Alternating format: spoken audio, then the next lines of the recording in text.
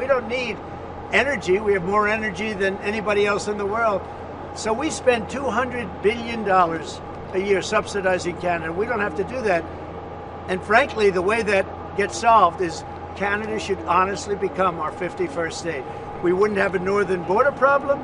We wouldn't have a tariff problem. On March 12, 2025, President Donald Trump implemented a 25% tariff on all steel and aluminum imports, a move aimed at bolstering domestic production to meet national security needs. Commerce Secretary Howard Lutnick emphasized that these measures are designed to reduce reliance on foreign sources for critical materials. Additionally, plans are underway to extend these tariffs to include copper imports. The international community has responded swiftly. The EU announced counter tariffs on $28 billion worth of U.S. goods, set to commence in April. This escalation signifies growing trade tensions between the U.S. and its European allies, Canada and Mexico. Both neighboring countries have expressed strong opposition to the tariffs.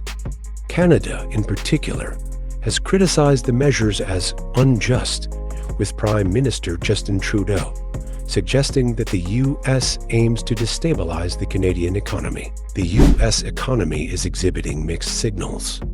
Stock market volatility. The announcement of the tariffs contributed to significant market fluctuations.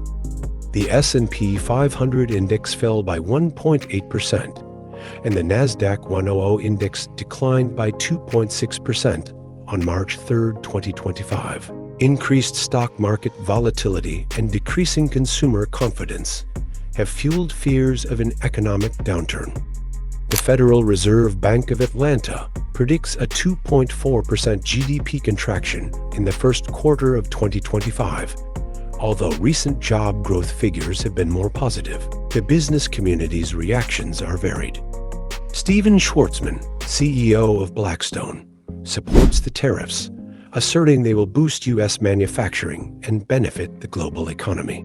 Conversely, a major U.S. bank has downgraded its growth forecast, citing apprehensions over the potential negative impacts of the tariff policies. The White House acknowledges the economic turbulence but frames it as a necessary phase. Press Secretary Caroline Leavitt described the situation as a period of economic transition, suggesting that short-term challenges are essential for long-term national goals. Just like when Ontario charged us, everybody said, oh, they just charged. I said, this will be one in 1 hour. And they announced what we were going to do, and they withdrew their little threat. And what they don't say in Canada is that 270%, have you ever heard that? We have tariffs on dairy products from Canada of 270%, going up to 400%. You never hear that. Canada's absolutely one of the worst. And we, when I say worst in terms of charging tariffs. Their dairy products, they charge our farmers 240, 250, 270, and 400%, okay? Think of that for dairy product. And we charge them like peanuts. You know why? Because we've been improperly run for so many years. I had that all settled in my first term. But then, of course, Biden, he let everything go to hell. The recent tariffs have set off a chain reaction affecting international relations, domestic markets, and various industries.